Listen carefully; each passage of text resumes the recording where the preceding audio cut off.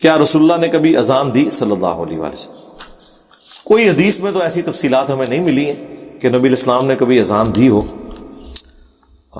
اس کے پیچھے کافی حکمتیں لوگوں نے بیان کی ہیں، کچھ لاجیکل بھی ہیں، کچھ جذباتی ہیں. جذباتی تو کہتے ہیں کہ حضور نے اذان اس لیے نہیں دی ہے کہ اگر حضور اذان دیتے اور کوئی مسجد میں نہ آتا تو اللہ کا عذاب اس پہ آ جاتا.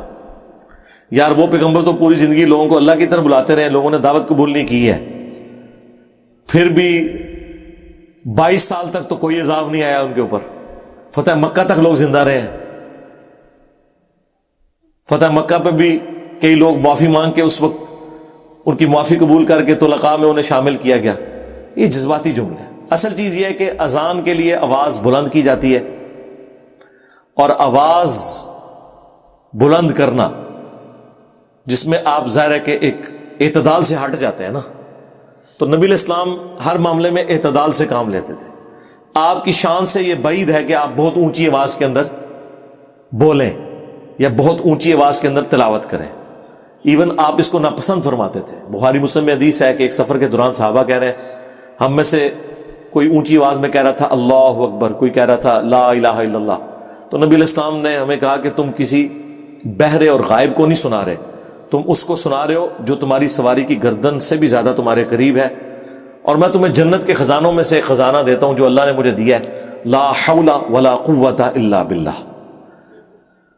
نہیں ہے قوت نیکیاں کرنے کی اور نہ ہمت ہے، طاقت ہے گناہوں سے بچنے کی مگر اس کی توفیق سے، اللہ کی توفیق سے.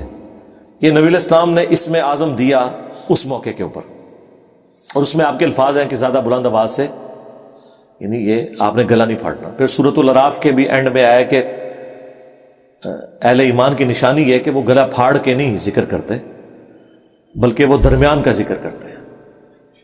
پھر سورہ لقمان میں بہت اونچی آواز میں گلے پھاڑنے کو اللہ تعالیٰ نے گدھے کے ساتھ تشبیہ دی ہے، گدھے کی آواز کے ساتھ.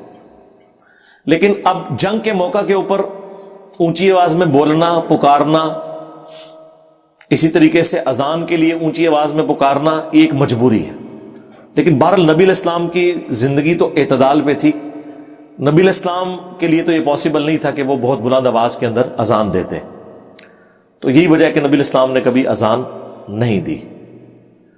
اور حضرت بلال حبشی اذان دیتے تھے، اور وہ بھی باقاعدہ مسجد کی چھت کے اوپر کھڑے ہو کے، اور اس میں حی علی الصلاح حی علی الفلاح کے لیے دائیں اور بائیں وہ چہرہ بھی پھیرتے تھے.